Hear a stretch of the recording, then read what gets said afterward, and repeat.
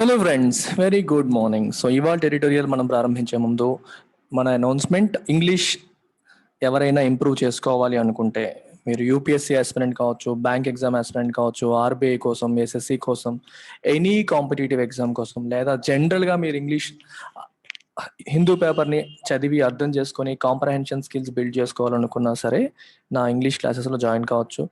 Only bank exams prepare అయ్యే వాళ్ళు కూడా మీకు bank prelims and mains all categories at all స్టాండర్డ్స్లో క్లాసెస్ అనేవి చెప్పడం జరుగుతుంది. సో ఫీజు అనేది కేవలం 2000 రూపీస్ మాత్రమే, and it comes with life time validity. మీకు ఉద్యోగం వచ్చేంత వరకు మీకు యాక్సెస్ అనేది ఉంటుంది. నేను ఆల్రెడీ కవర్ చేసిన నా గ్రామర్ వీడియోస్ కూడా మీరు కంప్లీట్గా చూడొచ్చు. డైలీ కవర్ చేసే వొకాబులరీ, గ్రామర్, కాంప్రహెన్షన్కి సంబంధించిన ప్రతి ఒక్కటి కూడా మీరు డీటెయిల్గా నేర్చుకోవచ్చు. అండ్ ఈ ఫీజు 3000కి మారబోతుంది from 1st August. So whoever is planning join before 31st July లోపు జాయిన్ అవ్వండి. ఈ ఫోన్ నెంబర్కి మీరు కాల్ చేయాలి. ఇక్కడ చూపిస్తున్న ఫోన్ నెంబర్కి కాల్ చేసి మీరు జాయిన్ కావచ్చు. Let's begin today's editorial analysis. Spy in hand, చేతిలో ఉన్న spy. What is the meaning of spy? గూఢచారి. స్పై అంటే గూఢచారి, అంటే మన చేతిలోనే గూఢచారి ఉన్నాడు. అంటే మన ఫోన్ ద్వారా, మన చేతిలో ఉన్న ఫోన్ ద్వారా మన యాక్టివిటీస్ని విదేశీయులు లేదా వేరే వాళ్ళు చూస్తున్నారు. మన చేయినే, మన ఫోన్నే స్పై కింద మార్చేస్తున్నారు అని అర్థం అనమాట. The government must come clean on the issues raised by revelations of phone surveillance. Phones ద్వారా మనల్ని సర్వేలెన్స్ జరుగుతుంది, అంటే మనల్ని అబ్జర్వ్ చేస్తున్నారు అని రీసెంట్గా రివిలేషన్స్ వచ్చాయి. రివిలేషన్స్ అంటే things which are previously unknown and that are revealed now. ఇప్పటి వరకు తెలియని విషయాలు ఏవైతే రివీల్ చేయబడ్డాయో వాటిని మనం రివిలేషన్స్ అని చెప్పి అంటాం. Things which are previously unknown which are revealed now are called revelation. అంటే మన ఫోన్స్ని కూడా స్పై చేస్తున్నారని మనకు తెలియదు. పెగసస్ అనే సాఫ్ట్వేర్ ఉపయోగించి, స్పైయింగ్ సాఫ్ట్వేర్ ఉపయోగించి చాలా మంది ప్రముఖుల ఫోన్ నెంబర్స్ని ట్యాప్ చేస్తున్నారు. వాటిలో ఏం జరుగుతుంది, యాక్టివిటీస్ అన్నిటిని చూస్తున్నారు అనే విషయం ఈ రోజు వరకు తెలియదు. అది బయటకు వచ్చింది. సో ఈ బయటకు వచ్చినప్పుడు obviously it will raise some issues. What about our privacy? మా ఫండమెంటల్ రైట్ టు ప్రైవసీ అనేది ఫండమెంటల్ రైట్ అని చెప్పి సుప్రీంకోర్టు గుర్తించింది. మరి మా ఫండమెంటల్ రైట్ టు ప్రైవసీ దెబ్బతిన్నట్టే కదా అని చెప్పి ఇష్యూస్ రైజ్ అయ్యాయి. ఎవరు చేస్తున్నారు? గవర్నమెంటే చేస్తుందా, వేరే వ్యక్తులు చేస్తున్నారా? దీని విషయంలో మీరు క్లియర్గా గవర్నమెంట్ మస్ట్ కమ్ క్లీన్, డీటెయిల్డ్గా ఇన్ఫర్మేషన్ ఇవ్వాలి, ట్రాన్స్పరెంట్గా ఉండాలి అనేది దీని meaning. At least 1000 Indian phone numbers are in a list of potential targets of surveillance using the Pegasus spyware sold by Israeli company the NSO group to vetted governments with the approval of the Israeli government. అసలు ఈ company Pegasus అనే spyware ని అమ్మే company పేరేంటి? The NSO group. వీళ్ళు ఎవరికి అమ్ముతారంటే Israeli company. ఇది Israel government దగ్గర అప్రూవల్ తీసుకొని ఎవరికైతే ఆల్రెడీ కేర్ఫుల్గా ఎవాల్యుయేట్ చేశారో, వెట్ అంటే ఎగ్జామిన్ కేర్ఫుల్లీ, అంటే ఎవరికి అమ్మొచ్చు, ఎవరికి అమ్మకూడదు అనే విషయంలో ఇజ్రాయిలీ గవర్నమెంట్ అప్రూవల్ తీసుకోవాలి. అప్రూవల్ తీసుకొని అప్రూవల్ ఇస్తే ఆ పర్టికులర్లీ ఏ గవర్నమెంట్కి అయితే అమ్మొచ్చు అని చెప్పిందో ఇజ్రాయిల్ గవర్నమెంట్, వాళ్ళకి మాత్రమే అమ్ముతారు అనమాట. సో అలాంటి పెగసస్ స్పైవేర్ని ఉపయోగించి సర్వేలెన్స్ చేయడం ద్వారా కొంతమందిని టార్గెట్ చేస్తున్నారు అని చెప్పి తెలిసింది. ఆ లిస్ట్ ఒకటి బయటపడింది. 1000 ఫోన్ నెంబర్లు బయటపడ్డాయి. ఆ 1000 ఫోన్ నెంబర్లు పొటెన్షియల్ టార్గెట్స్, వీళ్ళందరినీ టార్గెట్ చేయబోతున్నారు లేదా టార్గెట్ చేస్తున్నారు అని చెప్పి విషయం బయటకు వచ్చింది. ఆఫ్ దీస్, ఈ 1000 నెంబర్స్లో 300 నెంబర్స్ హ్యావ్ బీన్ వెరిఫైడ్. వీటిని వెరిఫై చేశారు. ఇది ర్యాండమ్ లిస్ట్ ఏమీ కాదు, నిజంగా ఉన్న నెంబర్లే వెరిఫై చేశారు. And 22 phones were subjected to forensic analysis by Amnesty International and peer reviewed by University of Toronto Citizen Lab.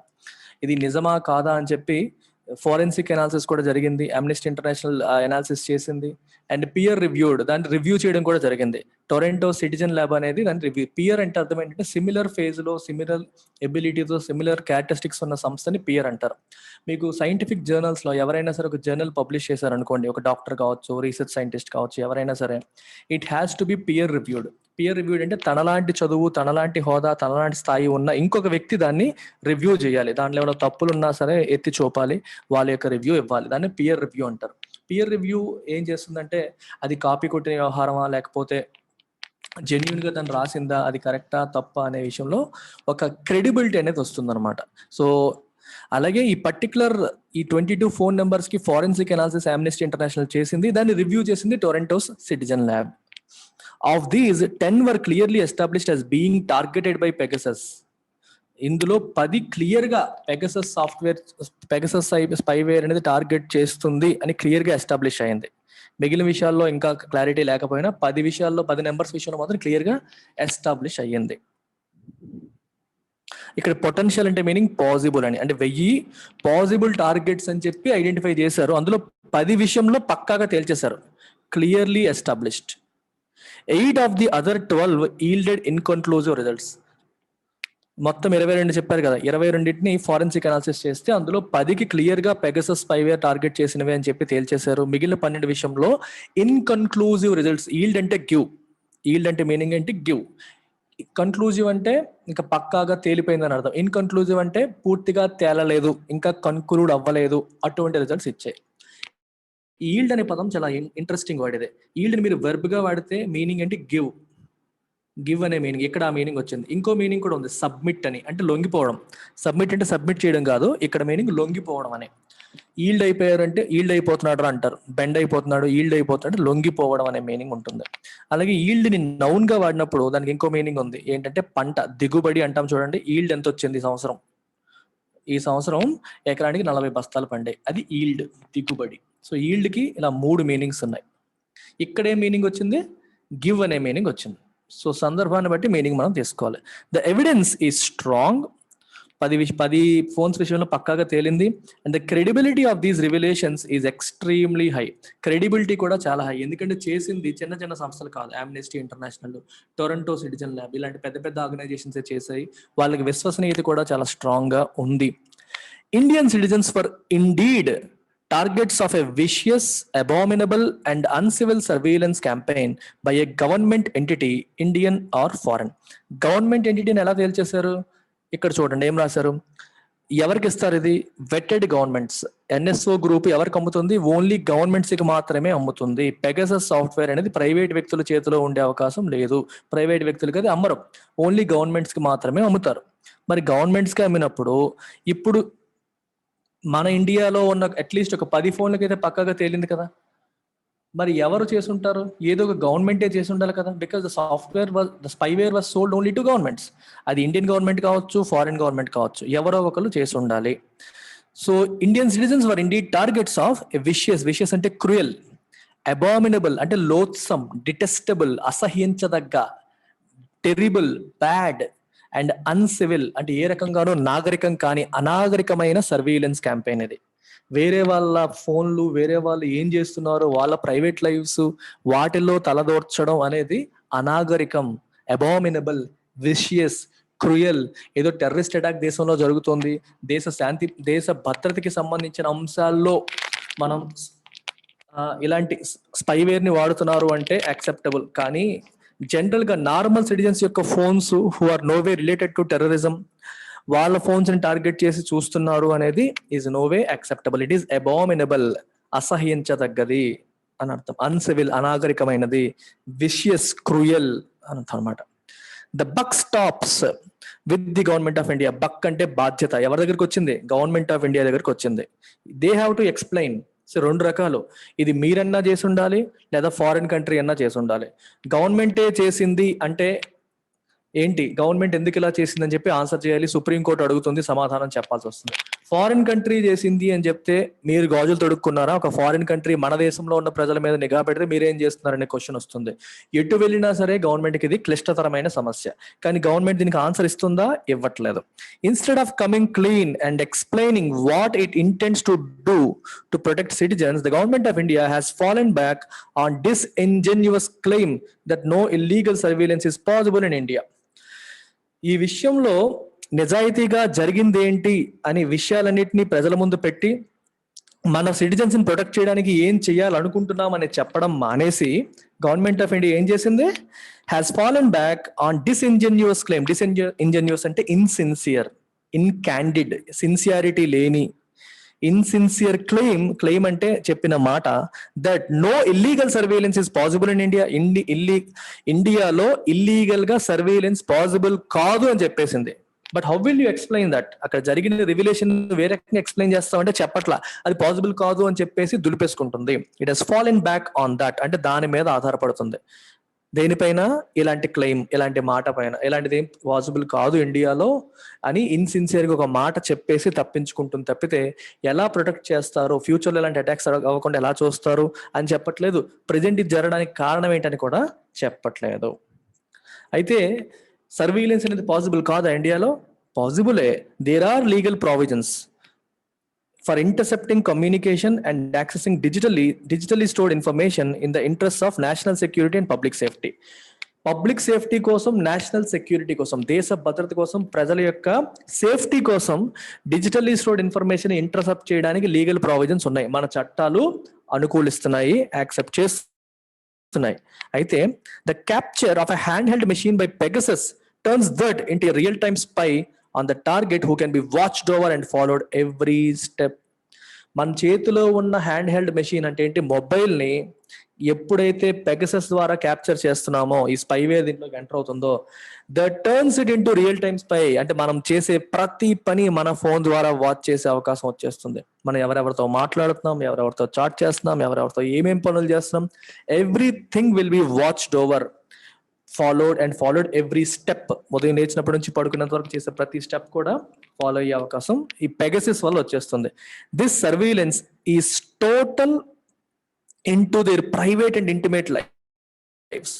Complete గా వ్యక్తుల యొక్క ప్రైవేట్ లైఫ్స్, ఇంటిమేట్ అంటే బాగా మనం క్లోజ్ గా ఉండే వాళ్ళతో ఉండే విషయాలు కూడా వాళ్ళు చూడడం తెలుస్తుంది. బాగా మనకి ఇష్టపడిన ఫ్యామిలీ మెంబర్స్ తో చేసే డిస్కషన్స్ కానీ, మాటలు కానీ. ఇంటిమసీ అంటే బాగా క్లోజ్ గా ఉన్న వాళ్ళతో మనకున్న రిలేషన్ ఇంటిమేట్ రిలేషన్షిప్ అంటాం. వీటిల్లో కూడా ఈ సర్వీలెన్స్ అనేది వెళ్ళిపోతుంది. Which have no bearing on any public interest.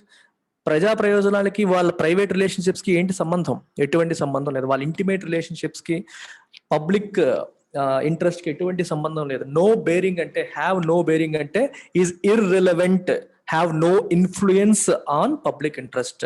ప్రజా ప్రయోజనాలకి వాళ్ళ ప్రైవేట్ లైఫ్స్ కి ఎటువంటి సంబంధము లేదు అని ఇక్కడ వస్తుంది. కానీ ఈ సర్వేలెన్స్ అనేది వాళ్ళ ప్రైవేట్ లైఫ్స్ ని, వాళ్ళ ఇంటిమేట్ లైఫ్స్ ని కూడా టచ్ చేస్తుంది, వాటిని కూడా చెక్ చేసేస్తుంది. The cohort of people, cohort అంటే గ్రూప్, కొహార్ట్ అంటే ఒక గ్రూప్ అనమాట, of people who were potential targets. Potential అంటే పాసిబుల్. ఎవరైతే ఈ పెగసస్ స్పైవేర్ యొక్క పొటెన్షియల్ టార్గెట్స్, ఎవరు వాళ్ళు? జర్నలిస్టులు, politicians, probably a Supreme Court judge and a former election commissioner. వీళ్ళంతా, ఈ గ్రూప్ అంతా డస్ నాట్ అన్నారు. డస్ అనే పదం ఎందుకు వాడారు? ఇక్కడ సబ్జెక్ట్ ద కొహార్ట్. కొహార్ట్ అనేది సింగులర్ కదా, కొహార్ట్ అంటే గ్రూప్. గ్రూప్ అనే పదం సింగులర్, గ్రూప్ లో ఉండేది ఎక్కువ మంది. గ్రూప్ ఆఫ్ పీపుల్, జర్నలిస్టులు, politicians, probably Supreme Court and former election commissioner. Does not indicate that the surveillance was necessitated by a national security or public safety concerns. National security కోసమో లేకపోతే public safety concerns కోసమో, public సేఫ్టీని ensure చేయడం కోసమో ఈ surveillance చేస్తున్నట్టుగా కనిపించట్లేదు. ఎందుకు? మీరు టార్గెట్ చేసింది ఎవరిని? పొలిటీషియన్స్ ని, జర్నలిస్టులని, సుప్రీంకోర్టు జడ్జిని, ఫార్మర్ ఎలక్షన్ కమిషనర్ని. ఇలాంటి వాళ్ళని టార్గెట్ చేసేటప్పుడు నేషనల్ ఇంట్రెస్ట్ కోసం, నేషనల్ సెక్యూరిటీ కోసం ఎలా చెప్తాం? అంటే సుప్రీంకోర్టు జడ్జి ఇప్పుడు తప్పు చేశారని చెప్పి అంటారా? లేకపోతే జర్నలిస్టులు చేస్తున్నారని అంటారా? మనకు అనుమానం ఉన్న కొంతమంది మీద, ఇంతకుముందు టెర్రరిజం లో ఉండేవాడు, ఇతను టెర్రరిస్ట్ అని అనుమానం ఉంటే వాళ్ళపైన మనం నిఘా ఉంచుతాం. సుప్రీంకోర్టు జడ్జి మీద, ఎలక్షన్ కమిషనర్ పైన, జర్నలిస్టుల పైన, అందరిపైన నిఘా పెడతారా అనేది question. It is safe to assume that no information regarding terrorism or Chinese intrusion can be obtained by spying on a woman who complained of sexual harassment by a former CJI. Ranjan Gogoi former CJI గా ఉన్నప్పుడు, chief justice of ఇండియాగా ఉన్నప్పుడు, supreme court office లో ఉన్న ఒక అమ్మాయి ఆయన పైన sexual harassment complaint ఇచ్చింది, CJI పైన ఇచ్చింది. సో దానిపైన అప్పుడు ఆ అమ్మాయి ఫోన్ కూడా స్పై చేస్తున్నారంట. చూసారా? సుప్రీంకోర్టు జడ్జ్ మీద ఎవరైతే సెక్షువల్ హరాస్మెంట్ కంప్లైంట్ ఇచ్చిందో ఆ అమ్మాయి ఫోన్ పైన కూడా స్పైయింగ్ అనేది జరుగుతుంది. ఆ అమ్మాయి ఫోన్ స్పై చేయడం ద్వారా టెర్రరిజం సంబంధించి ఏ ఇన్ఫర్మేషన్ దొరుకుతుంది? చైనా యొక్క ఇంట్రూజన్ గురించి ఎటువంటి ఇన్ఫర్మేషన్ దొరుకుతుంది? ఇంట్రూజన్ అంటే అర్థం ఏంటి? ఇల్లీగల్ గా మన భూభాగంలోకి చొచ్చుకు రావడం, దాన్ని ఇంట్రూజన్ అంటాం. ఎటువంటి ఉపయోగం వస్తుంది ఇన్ఫర్మేషన్ బట్టి? అంటే టెర్రరిజం కోసమో లేకపోతే విదేశీయులు మన దేశంలో అక్రమంగా వచ్చేస్తారనే విషయాన్ని స్పై చేయాలి అనుకుంటే వీళ్ళ ఫోన్ నెంబర్లు ఎందుకు చూస్తారు? So there is something more. ఇది మన దేశ భద్రత కోసమో ప్రజల సేఫ్టీ కోసమో చేస్తున్న స్పైయింగ్ కాదు. There is something more to it. ఇది ఎవరు చేశారు, ఎలా చేశారు అనేది ఇన్వెస్టిగేషన్ జరగాలి అనేది ఇక్కడ ఉద్దేశం. On the contrary, on the other side, the composition అంటే ఎవరెవరినైతే టార్గెట్ చేస్తున్నారో, ఎవరు వాళ్ళు, జర్నలిస్టులు, politicians, Supreme Court judge and former election commissioner, suggest that private craving, turpitude and even voyeurism motivated the perpetrators. Perpetrator అంటే తప్పు చేసిన వాడు. The one who has committed the crime is called perpetrator. ఎవరైతే ఈ స్పైయింగ్ చేస్తున్నారో వాళ్ళ యొక్క మోటివేషన్ ఏమై ఉంటుంది అంటే క్రేవింగ్, ప్రైవేట్ క్రేవింగ్. క్రేవింగ్ అంటే ఒక స్ట్రాంగ్ డిజైర్, అంటే ఆ వ్యక్తికి ఇండివిజువల్ గా ఉన్న స్ట్రాంగ్ డిజైర్. ఆడేం చేస్తున్నాడో, ఈడేం చేస్తున్నాడో చూడాలనే డిజైర్. టర్పిట్యూడ్ అంటే ఇమ్మొరాలిటీ, మొరాలిటీ లేకపోవడం, lack of morality. And even voyeurism అంటే వేరే వ్యక్తులు శృంగారంలో పాల్గొనేటప్పుడు కానీ, వేరే వ్యక్తులు ఇంటిమేట్ గా ఉన్నప్పుడు కానీ, వాళ్ళు కొట్టుకున్నప్పుడు కానీ, తిట్టుకుంటున్నప్పుడు కానీ, అంటే ఇద్దరు ప్రైవేట్ వ్యక్తుల యొక్క ఇంటిమసీని చూసి ఎంజాయ్ చేయడాన్ని వాయరిజం అంటాం. సమ్వన్ అంటే getting pleasure from the private activities of others. వేరే వాళ్ళు మాట్లాడుకునేది వినడం, వేరే వాళ్ళు ఇలాంటి రొమాన్స్ లో పాల్గొనేటప్పుడు చూడడం, సీక్రెట్ గా చూడడం, ఇట్లాంటి అనమాట. దాన్ని అలాంటి వాటి నుంచి ప్లెజర్ పొందడాన్ని వాయరిజం అని చెప్పి అంటాం.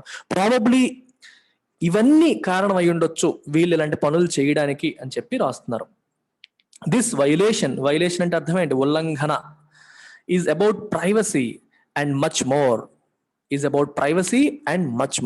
Information obtained illegally may have been used to compromise institutions, to steal elections, to sabotage opposition campaigns, and even dislodge an opposition government. ఈ రకంగా అబ్టైన్ చేస్తున్న ఇన్ఫర్మేషన్ అనేది దేనికి ఉపయోగించవచ్చు? Compromise institutions, for example CBI ఉంది, లేకపోతే ఏదో ఒక పెద్ద హాస్పిటల్ ఉంది, ఏదైనా ఒక ఆర్గనైజేషన్ హెడ్ కి సంబంధించిన ప్రైవేట్ ఇన్ఫర్మేషన్ నువ్వు స్పైవేర్ ద్వారా లాగేసావు అనుకో, అతనితో నువ్వు ఇల్లీగల్ యాక్టివిటీస్ చేయించవచ్చు. నువ్వు చేస్తావా, లేకపోతే నీ విషయాలు బయట పెట్టాలా? అర్థమవుతుందా? ఒక గవర్నమెంట్ సంస్థకి అధినేతగా ఉన్న వ్యక్తి కొన్ని తప్పుడు పనులు ఏవో చేశాడు అనుకోండి, ఆ ఇన్ఫర్మేషన్ వీళ్ళకి తెలిసింది అనుకోండి, వీళ్ళు దాన్ని పట్టుకుని అతనితో బ్లాక్మెయిల్ చేయించి, అతన్ని బ్లాక్మెయిల్ చేసి అతనితో చట్ట వ్యతిరేక కార్యక్రమాలు చేయించే అవకాశం ఉంటుంది. అందుకే రాశారు కాంప్రమైజ్ ఇన్స్టిట్యూషన్స్ అంటే అర్థం అదే. ఇన్స్టిట్యూషన్స్ వాటి పని సక్రమంగా జరగనీయకుండా వాటి యొక్క నిజాయితీ కాంప్రమైజ్ అయ్యే పరిస్థితికి దారితీయొచ్చు. ఎలక్షన్స్ ని దొంగతనం చేయడం, అంటే ఎలక్షన్స్ దొంగతనం చేయడం అంటే అర్థం ఏంటంటే, ఎలక్షన్స్ నార్మల్ గా జరగకుండా, ఫర్ ఎగ్జాంపుల్ అపోజిషన్ పార్టీకి చెందిన ఇన్ఫర్మేషన్ కావచ్చు, ఎలక్షన్ కమిషనర్ కి సంబంధించిన ఇన్ఫర్మేషన్ నీ దగ్గర ఉందనుకోండి, వాళ్ళని ఉపయోగించి, వాళ్ళని కాంప్రమైజ్ చేసి ఏదైనా ఎలక్షన్ వాడికల మెషిన్ ని మ్యానిపులేట్ చేయడానికో లేకపోతే దేనికో వాళ్ళ సపోర్ట్ తీసుకునే అవకాశాలు ఉంటాయి. సాబోటేజ్ అపోజిషన్ క్యాంపెయిన్స్, అపోజిషన్ వాళ్ళ క్యాంపెయిన్స్ ని సాబోటేజ్ చేయడానికి. ఒకళ్ళ ఇన్ఫర్మేషన్ మన దగ్గర ఉంటే, వాళ్ళ ప్రైవేట్ లైఫ్ సంబంధించిన ఇన్ఫర్మేషన్ ఉంటే దాని ద్వారా మనం ఏదైనా చేయొచ్చు. అపోజిషన్ క్యాంపెయిన్స్ ని సాబోటేజ్ చేయడం, సాబోటేజ్ అంటే డ్యామేజ్ చేయడం కంప్లీట్ గా. And even dislodge and opposition government ని పూర్తిగా పడగొట్టడానికి కూడా దీన్ని ఉపయోగించవచ్చు. It can be used in many different ways. That the accused in Bhima Koregaon case had their computers breached by unknown entities to plant evidence that the prosecution is now using against them is notable in this context. So ఇది ఒక important sentence. ఇక్కడ కొంచెం grammar చెప్తా చూడండి. ఇక్కడ is అనేది verb కదా, దీనికి సబ్జెక్ట్ ఏంటో తెలుసా? ఈ పర్టికులర్ సెంటెన్స్ లో సబ్జెక్ట్ ఏంటో తెలుసా? This entire thing is subject. ఇది మొత్తం ఇదంతా సబ్జెక్టే. ఈ సబ్జెక్ట్కి వర్బ్ ఏది? ఇది. దట్ ద అక్యూజ్డ్ ఇన్ భీమా కోరేగాం కేసులో ఎవరైతే ముద్దాయిగా ఉన్నారో హ్యాడ్ దేర్ కంప్యూటర్స్ బ్రీచ్డ్, అంటే వాళ్ళ కంప్యూటర్స్ బ్రీచ్ చేయబడ్డాయి, అంటే వాళ్ళ కంప్యూటర్స్ లోకి వేరే వాళ్ళ ఏమంటారు హ్యాక్ చేసేసారు అని అర్థం. వాటి యొక్క సెక్యూరిటీని బ్రీచ్ చేసి హ్యాక్ చేయబడ్డాయి బై అన్నోన్ ఎంటిటీస్. ఎవరు హ్యాక్ చేశారో తెలియదు. To plant evidence. అర్థమవుతుంది ఇది ఎలా చెప్పాలంటే మీకు, భీమా కోరేగావ్ కేసులో so there is one who is accused, అంటే ఆరోపణలు ఎదుర్కొంటున్న వ్యక్తి. సో ఇది ఇతని కంప్యూటర్ అనుకోండి, ఇతని కంప్యూటర్. ఒక ఫాల్స్ ఎవిడెన్స్ ఇందులో, అంటే అతను తప్పు చేశాడు అన్నట్టుగా ఒక ఫాల్స్ ఎవిడెన్స్ దీంట్లో ఏం చేశారు, ప్లాంట్ చేశారు. వేరే వాళ్ళు ఎవరు చేశారో తెలియదు, కానీ వీళ్ళ కంప్యూటర్ని బ్రీచ్ చేశారనే విషయం తెలుస్తుంది.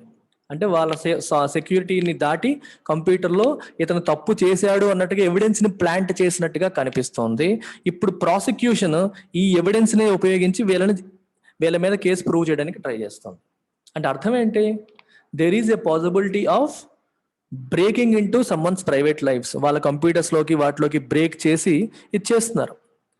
సిమిలర్గా ఎవరి విషయంలో మనం ఏం చేయాలన్నా సరే, ఇప్పుడు ఫర్ ఎగ్జాంపుల్ ఒక వ్యక్తి ఏ తప్పు చేయకపోయినా సరే అతని ఫోన్ని మీరు హ్యాక్ చేసేసి అతని ఫోన్ ద్వారా అతనికి తెలియకుండానే ఏదో ఒక యాక్టివిటీ చేసేసి నిజంగానే ఇతను చేశాడని మీరు చెప్పొచ్చుగా.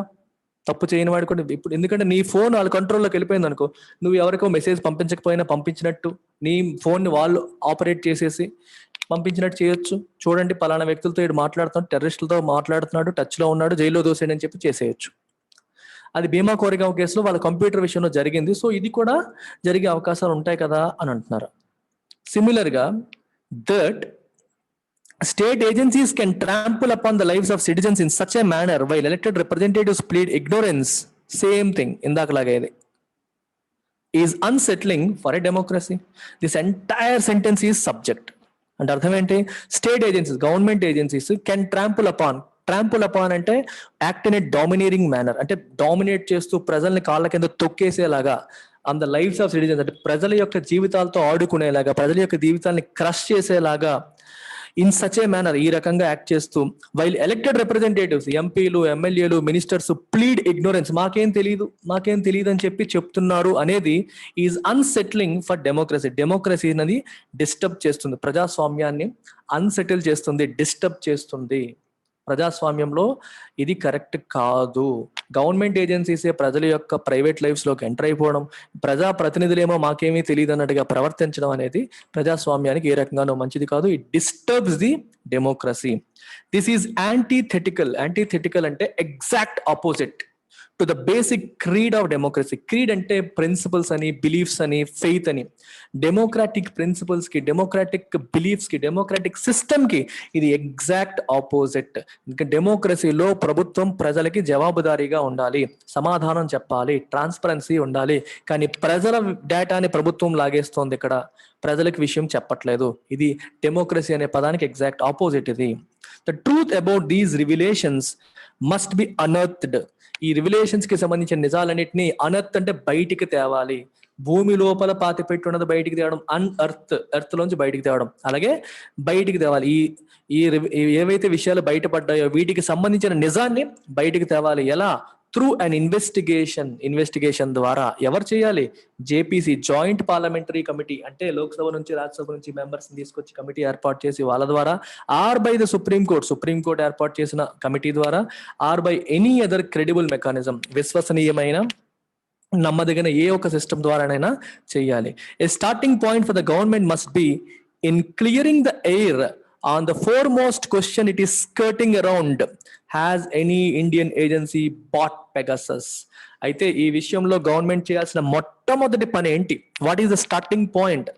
Is in clearing the air, అంటే డౌట్స్ ని రిమూవ్ చేయడం. క్లియర్ ద ఎయిర్ అంటే అర్థం ఏంటంటే ప్రజలకు ఉన్న సందేహాలని నివృత్తి చేయడం. ఏ విషయంలో? ఆన్ ద ఫోర్మోస్ట్ క్వశ్చన్, అంటే first question it is skirting around అంటే something that it is trying to avoid. Skirt around అంటే విషయాన్ని స్ట్రైట్ గా ఆన్సర్ చేయకుండా అవాయిడ్ చేయడాన్ని స్కర్ట్ అరౌండ్ అంటారు. Trying to evade answering, trying to evade facing. Evade అంటే తప్పించుకోవడం అనమాట, అవాయిడ్ చేయడం.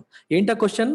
Has any Indian agency bought Pegasus? Pegasus ని ఇండియాకి సంబంధించిన ఏ సంస్థ అయినా కొనిందా, లేదా ఇండియన్ గవర్నమెంట్ కొనిందా?